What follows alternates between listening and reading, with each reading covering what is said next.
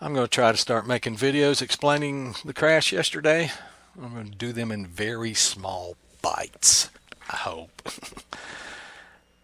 This is Mission Planner, and I got ready to prep the model for Sunday's flight. I connected it to Mission Planner.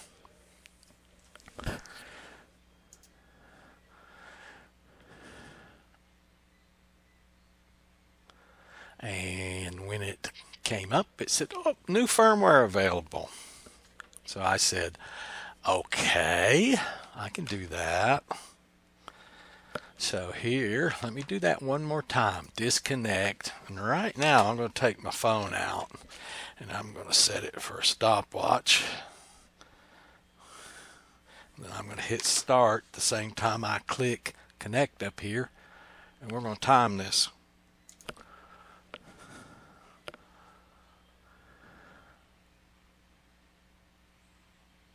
I'm going to let it go all the way to there. Oops, I didn't stop it good. That was only 8.6 seconds. Let's try that one more time. I wasn't very coordinated there. Okay.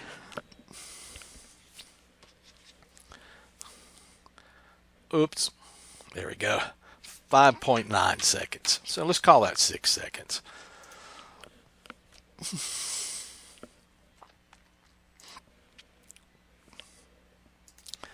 Now let's upgrade it to 4.03 like I did. Go ahead here and unplug it. Plug it back in before I start anything. It'll just blow up. Okay.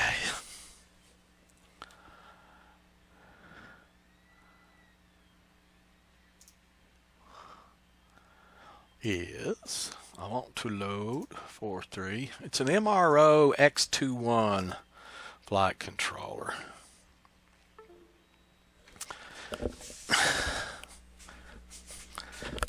Unplug again. Click OK. And then plug it back in, and it will go on.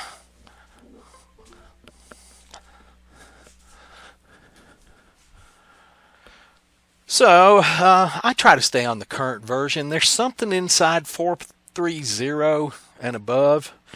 It's not actually in 4.30. I just lied. It was supposed to be. I heard it from another flyer. It is extended PWM on outputs, so I can get rid of my servo stretchers in 4 of my airplanes. Yeah, that'll be good. So I do want this to work.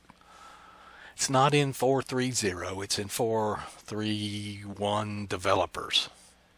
Okay, I'm going to disconnect again. Again, this just helps keep everything going well. Hard boots. And now we'll come back out here and we'll connect to this. And I'm not going to time it. I'm just going to click connect right now. 6 seconds is on the other one. There it goes. It's doing its little blinky. Like I said, I didn't time this one yet. But I saw this problem. I wanted 4.30 so badly, I decided to tolerate this problem. This problem got me in bad trouble Sunday. Were it not this problem not there, I would not had a problem. You would have thought it was a perfect flight. It's just an airspeed calculation. So I'm going to disconnect. And I'm going to reconnect when I get my phone ready to click start on the stopwatch. Connect and start.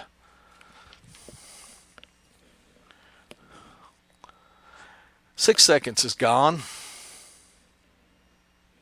10 seconds is gone. 15 seconds is gone. 20 seconds is gone. 25 seconds is gone. 30 seconds is gone. 35. didn't click stop. Do I really have to go back and retime it to know it's somewhere above 35? I stopped it at 39.74. Even 20 seconds would have let me get that plane on the ground Sunday. I was ready. I just needed that much more time. When it came around, I would have popped it into fly-by-wire A and dropped the throttle to let it glide down. At that time, the battery would have started rebounding. It would have probably rebounded enough that if I had to wave off and go around, I could do that. But I didn't get that time. I'm going to click one more time here just to prove. Click and start. We weren't in sync that time, but it takes so long, it doesn't really matter. I'm going to hold the phone up towards the screen this time so I can see it better when it stops. We're already at 20 seconds. That's all the time I needed. On one connection. I lost time on 2 or 3 connections. I probably lost 2 or 3 minutes on this connection problem. 36.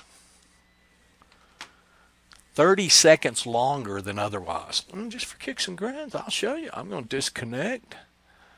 I'm going to power down. I'm going to power back up. I'm going to load custom firmware because I'm backing up in versions from 4.3 to 4.2.3 again. We'll just load that version.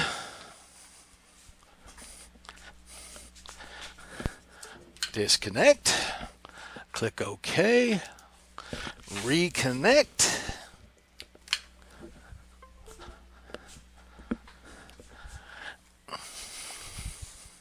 And off it goes, programming back to 4.2.3. And when it's finished, I'll go through a couple of connections with you and watch it be 6 seconds again. I do not know what's going on with 430.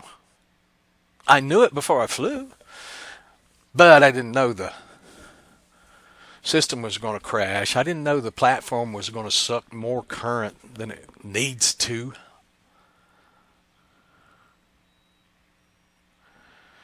And verifying that it's done. So again, we will disconnect, reconnect, and we'll go back here. Do I really need to do my phone again?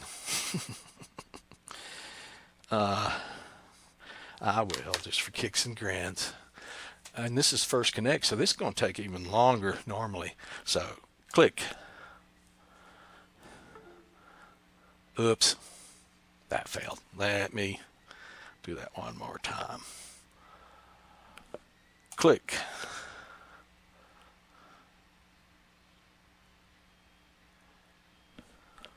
Boom. I clicked it late. It's at 7.28 seconds. Do you want to see that again?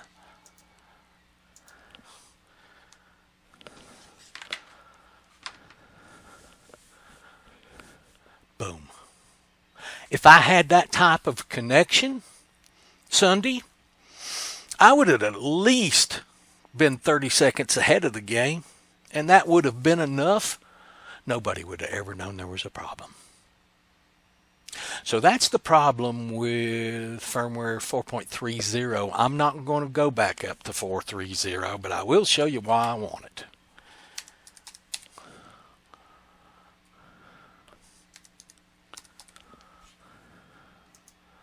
I want it because I was told it was in 4.30, but I see now technically it's not. Let's see. Servo, thank you. So if you look down in this new list for servo outputs, servo function, here we go. This shows the new functions above 139, 140 through 155. These are scaled inputs. They technically don't exist in 4.3.0. I don't care what that thing above says. You got to go with a developer version to get to this yet.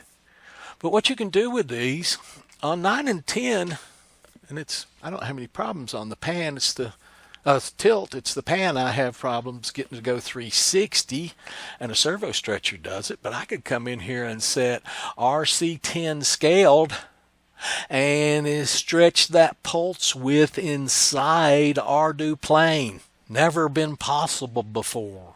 You can do it in iNav. You can't do it in ArduPlane. That's why I have to use the servo stretchers. That's why I want 4.3.0, but I'll go ahead and show you. If you come into a servo function on 4.3.0, you don't get this. It stops at 139. Whoops. RBO. Oops. Put a 0 after it. If we can't get there faster. Well, let's do a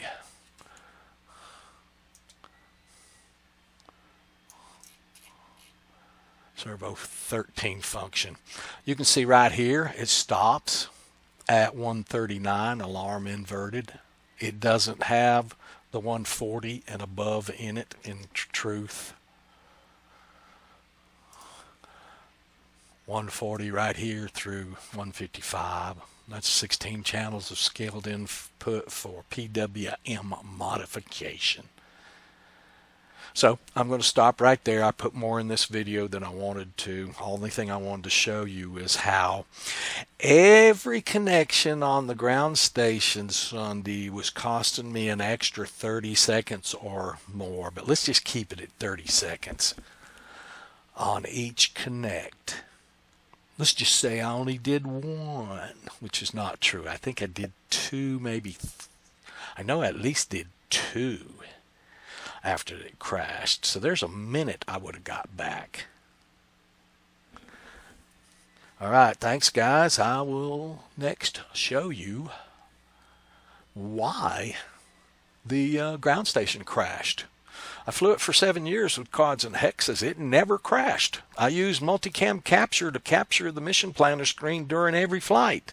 It never crashed. Thanks again. See you soon.